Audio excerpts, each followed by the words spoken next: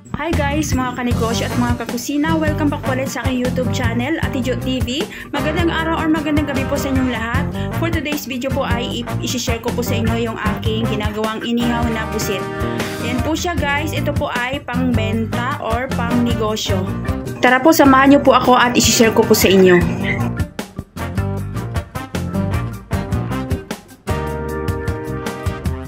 Mga kanegosyo, ayan po, meron na po tayong pusit. Nabili ko po yan ng 1.5 kilo. Ang bili ko po pala niyan ay 120 ang kilo. Bilangin po natin, yan po ay 2, 3, 4, 5, 6, 7 peraso po yan guys. Yung nabili kong pusit sa halagang 150 po pesos. Yan po ay 120 po ang kilo ulit. Guys, binubudburan ko muna siya ng asin bago natin siya hugasan at lilinisin. Tatanggalin yung kanyang mga bituka at saka yung kanyang parang plastic na nasa pusit.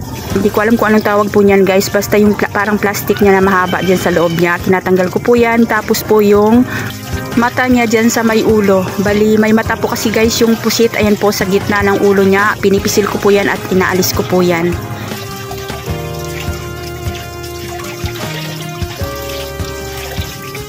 Yan guys, yung plastic po na yan, ayan po, yun po yung inaalis ko.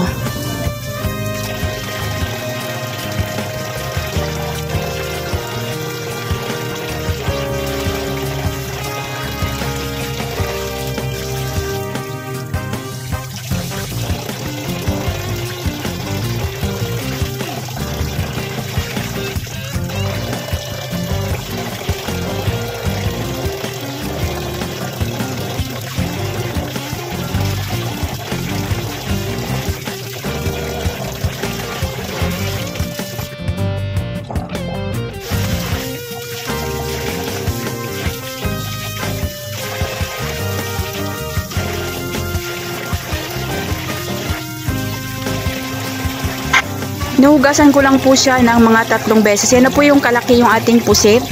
Tapos, sinuhugasan ko po yan ng mga 3 beses hanggang sa maalis po yung lansa.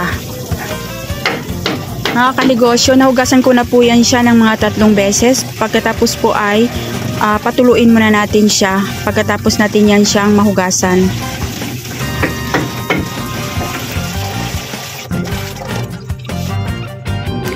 Tapos meron po akong kamatis tsaka sibuyas. Hiwain lang po natin siya guys ng pa-cubes na medyo maliliit. Tansyahin lang po natin yung liit or yung kanyang laki ng ipagkahiwa natin. Hiwain lang natin, tapos sabay na rin po natin yung kamatis. Tansyahin lang po natin kung gaano po siya kadami.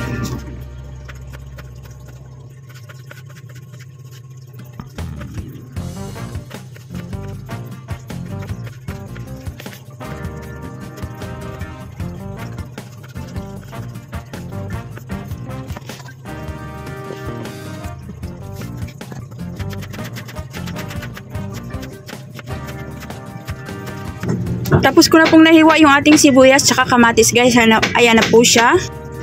Tapos guys, kung napapansin nyo po sa pusit, meron po siyang mahabang galamay. Ang ginagawa ko po dyan ay pinuputol ko po yan.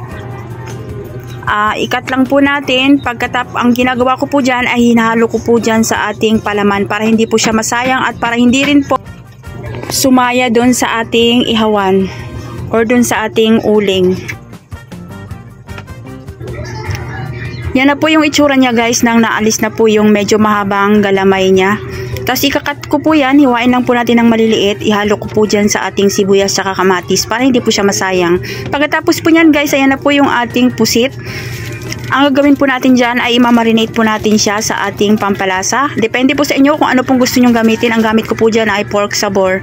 Ayan po, para dagdag lasa sa ating pusit, nagpiga na rin ako ng 2 pirasong kalamansi. Sinabay ko na rin po yung kanyang balat para po dagdag aroma na rin sa ating pusit at maalis po yung lansa. Pagkatapos po ay naglagay po ako ng 1/4 teaspoon na ground black pepper. Tapos ayan po yung fruit soda lemon. Ayan po yung aking sikreto para lumambot po yung ating pusit. Ayan po ay nagpapalambot sa ating pusit at hindi siya makunat.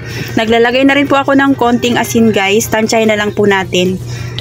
Yan po, haluin lang natin at mix lang natin. I-marinate po natin yan ng mga 1 hour or depende po kung kailan po tayo mag-uumpisa ng mag-ihaw. Pagkatapos po niyan ay Nagtunaw na po ako ng butter. Ayan po yung tansya, mga 1 tablespoon lang po yan na butter or dairy cream.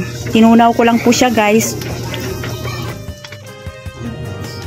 Pagkatapos po hinayaan ko po siyang lumamig konti. Ayan na po yung ating mga sangkap kanina guys. Tapos ay ibubuhos ko po dyan. Naglalagay din po ako ng konting asin. Tapos ibubuhos ko po dyan yung butter para pampadagdag lasa or pampabango na rin ang ating palaman sa loob. Haluin lang, hinalo ko po yun siya guys. Tapos ay ilalagay na natin sa loob ng ating pusit yung ating ginawang palaman. Ang purpose po ng butter guys ay para po maalis na rin po yung lansa ng ating pusit at pangpabango. Ayan po yung aking ginagawa. Ipasok lang natin sa loob yung mga palaman.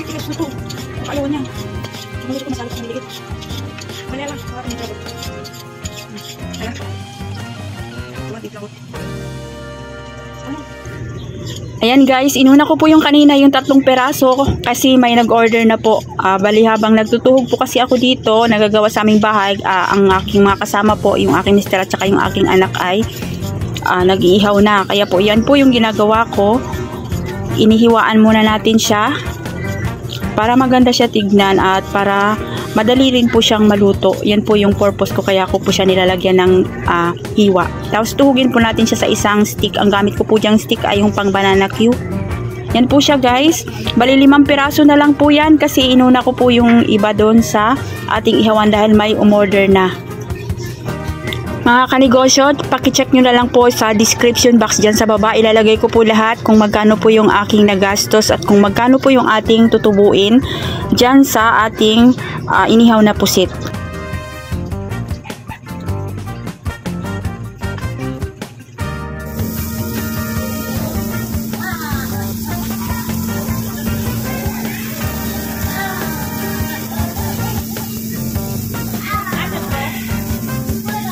Ano po Hungarian? Sausage.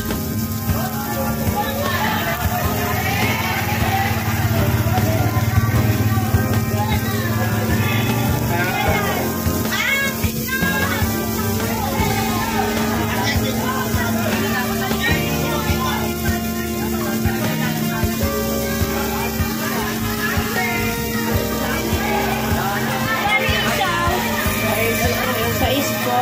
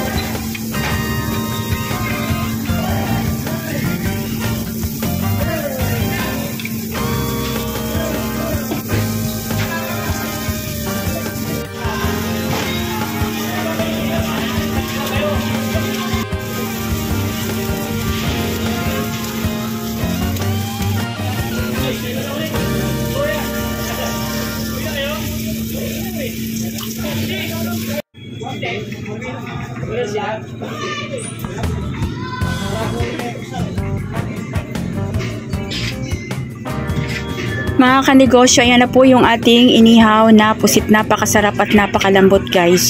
Bali, hindi na po namin yan binenta. Dapat po may bibili pa po yan. Hindi po namin binenta para ipakita ko po siya sa inyo. Ayan po yung aming inuulam. Pero pambenta po talaga yan guys. Kaya po hindi ko siya binenta para ipakita ko po sa inyo kung gaano po siya kalambot at kung gaano po kasarap. Walang kalansa-lansa guys at napakalambot yung ating inihaw na pusit. Try nyo pong gawin at kahit pa paano po ay tumutubo po tayo dito sa ating inihaw na pusit. Mga kanegosyo, kung ano po yung puhunan natin dito sa ating inihaw na pusit ay ganun din po yung ating tinutubo or kinikita sa ating inihaw na pusit. Pakicheck nyo na lang po dyan sa description box sa baba. Akin yung dalawa ha.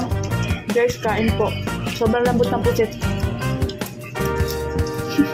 Yung tama ng aking anak ay yung sakit sa camera. Ano ko yan? Kain po. Kain. Napakasarap ng pusit guys. Sobrang lambot dahil sa fruit soda na nilagay natin. Yun po yung ang purpose po ng fruit soda guys ay yun yung papalambot ng ating pusit. Kung napapansin nyo po ay tumahimik po ako at nakatingin po ako sa aking anak dahil po akala po niya kakainin ko po yung pusit na yan. Kasi po sa kanya po ay 2 peraso. Ayan guys, pinapakita ko lang siya sa inyo.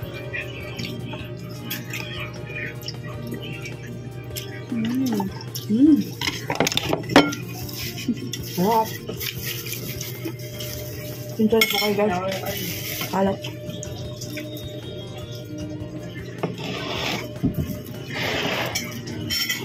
Yan na guys. Thank you for watching.